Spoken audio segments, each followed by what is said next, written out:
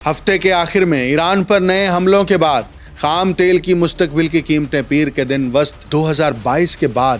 سب سے زیادہ ہو گئی ہیں۔ اگر ٹرمپ یہ فیصلہ کریں کہ اس اہم جزیرے پر قبضہ کیا جائے تو یہ ایرانی حکومت کے لیے ایک بڑا دھچکا ہوگا۔ ایران کسی بھی قسم کے دباؤ میں نہیں آ رہا۔ امریکہ کی طرف سے اگر جزیرے پر قبضہ کرنے کا ایڈونچر کیا جاتا ہے تو یہ صورتحال کو مزید پیچیدہ کر دے گا۔ جنگ کے آغاز کے بعد سے اس اہم سمندری راہداری میں شپنگ تقریباً مکمل طور پر رک گئی ہے۔ امریکی عوام وہ ٹرمپ کے اس فیصلے کی پشت پر نہیں ہے۔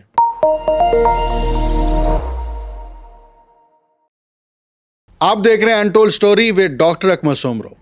مشرق وسطیٰ میں بڑھتی ہوئی کشیدگی کے دوران ایران کا اسٹریٹجک آئل کا جزیرہ عالمی توجہ کا مرکز بن گیا ہے۔ خارق جزیرہ ایران کی تیل کی صنعت کا مرکزی محور سمجھا جاتا ہے اور ملک کی تقریباً 80% خام تیل کی برآمدات اسی جزیرے کے ذریعے ہوتی ہیں۔ یہ چھوٹا سا جزیرہ خلیج فارس کے شمالی پانیوں میں واقع ہے اور اب تک امریکہ اور اسرائیل کی قیادت میں ایران کے خلاف جاری جنگ کے دوران حملوں سے محفوظ رہا ہے۔ تجزیہ کاروں کے مطابق امریکی صدر ٹرمپ اس بات پر غور کر سکتے ہیں کہ امریکی افواج کو خارق جزیرے پر قبضہ کرنے کا حکم دیا جائے، تاہم ماہرین خبردار کرتے ہیں کہ ایسا کوئی بھی قدم انتہائی خطرناک اور پیچیدہ نتائج کا حامل ہو سکتا ہے۔ اب تک امریکی اور اسرائیلی افواج نے اس پر کوئی حملہ نہیں کیا، حالانکہ مشرق وسطیٰ میں یہ جو جنگ جاری ہے اور ایران پر بمباری کو 2 ہفتے ہونے والے ہیں۔ یہ جزیرہ ایران کے مرکزی ساحل سے تقریباً 15 میل دور ہے اور ایران کی تیل کی صنعت کا مرکز سمجھا جاتا ہے۔ تخمینہ یہ لگایا جاتا ہے کہ ایران کے تقریباً 90% خام تیل کی برآمدات اسی جزیرے سے گزرتی ہیں، جس کے بعد ٹینکرز ابنائے ہرمز کے راستے سفر کرتے ہیں۔ کہا جاتا ہے کہ جزیرہ روزانہ تقریباً 7 ملین بیرل آئل لوڈ کرنے کی صلاحیت رکھتا ہے۔ خارق جزیرے کی اقتصادی اہمیت اسے فوجی حملوں کے لیے زیادہ خطرناک بناتی ہے، لیکن مبصرین کا ماننا ہے کہ اسے قبضے میں لینے کی کوشش کے لیے زمینی فوجی کارروائی ضروری ہوگی، جسے امریکہ کرنے میں ہچکچاہٹ محسوس کر رہا ہے۔ اگر حملہ ہوا تو تیل کی قیمتوں میں مزید اضافہ ہوگا، خاص طور پر جب تیل کی قیمتیں پہلے ہی فی بیرل $100 سے زیادہ ہو چکی ہیں۔ اگر اس جزیرے پر قبضہ ہو جاتا ہے تو ایران کی تیل کی زندگی کی رگ کو کاٹ دینے کے مترادف ہوگا، جو ایران کے موجودہ نظام کے لیے بہت اہم ہے اور یقیناً ناقابل قبول ہوگا۔ ظاہر ہے اب جب کہ ابنائے ہرمز کے راستے شپنگ رک گئی ہے، وہ فی الحال تیل نہیں بیچ سکتے، لیکن مستقبل میں جزیرے پر قبضہ امریکہ کو مذاکرات کے دوران طاقت دے سکتا ہے، چاہے فوجی کارروائی کے بعد حکومت جو بھی ہو۔ لیکن جزیرے پر قبضہ کرنے کے لیے زمینی فوجی کارروائی ضروری ہوگی اور اس انتظامیہ کو ایسا کرنے میں فی الحال ہچکچاہٹ محسوس ہوتی ہے۔ امریکہ اور اسرائیل کی جانب سے ہفتے کے آخر میں ایران پر نئے حملوں کے بعد خام تیل کی مستقبل کی قیمتیں پیر کے دن وسط 2022 کے بعد سب سے زیادہ ہو گئی ہیں۔ ان حملوں میں ایران کے کئی ایندھن کے مراکز بشمول تیل کے سٹوریج ڈپو کو نشانہ بنایا گیا،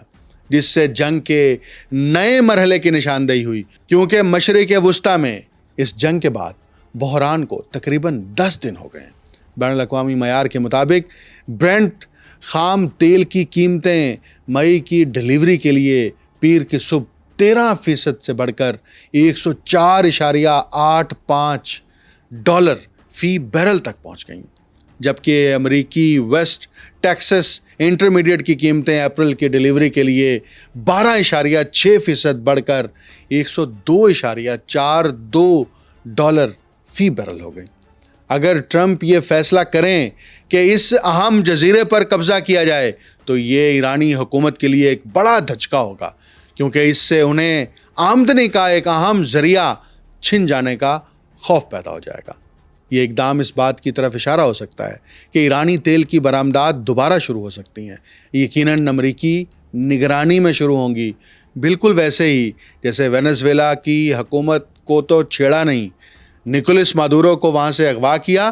اور وینزویلا کے تیل کے ذخائر براہ راست امریکن کمپنیوں کے کنٹرول میں چلے گئے، اور وینزویلا کا تیل جو کہ چین کو بھی فروخت کیا جا رہا ہے وہ اب امریکی نگرانی میں ہو رہا ہے۔ اسی طرح ایران کے اس جزیرے پر امریکہ قبضہ کرنے کی اگر پلاننگ مکمل کر لیتا ہے تو اس جزیرے کا کنٹرول جب امریکہ کے پاس ہوگا تو یہاں سے تیل کی ساری سپلائی چین بھی امریکی کنٹرول میں چلی جائے گی، اور صرف آبنائے ہرمز تک یہ میٹر نہیں رہے گا بلکہ جزیرہ بھی اس کی لپیٹ میں آ جائے گا۔ لیکن اگر امریکہ فوج کشی کے ذریعے سے اس جزیرے پر کنٹرول حاصل کر بھی لے تو ایسا نہیں ہے کہ ایران بالکل خاموش ہو جائے گا یا ایران سرنڈر کر دے گا۔ ایران کی جانب سے میزائل داغے جائیں گے ان فورسز کے اوپر جو اس جزیرے پر موجود ہوں گی، ایران کی طرف سے ڈرون پھینکے جائیں گے امریکیوں پر، یا امریکہ اپنے کسی بھی اتحادیوں کے ذریعے سے یہاں پر فوج تعینات کرتا ہے، تو یہ ایڈونچر اتنا آسان نہیں ہے جتنا اس وقت ٹرمپ کے سامنے کچھ ٹرمپ کے مشیران پیش کر رہے ہیں، کیونکہ معاملہ اس وقت یہ ہے کہ ایران کسی بھی قسم کے دباؤ میں نہیں آ رہا۔ ایران کے اگر آئل ڈیپوز کے اوپر اٹیک کیا گیا ہے تو ایران کے اوپر کوئی پریشر نہیں آیا، ایران کی مرکزی قیادت ختم ہو گئی ہے تو ایران کے اوپر کوئی پریشر نہیں آیا، بلکہ اس کا جواب ایران نے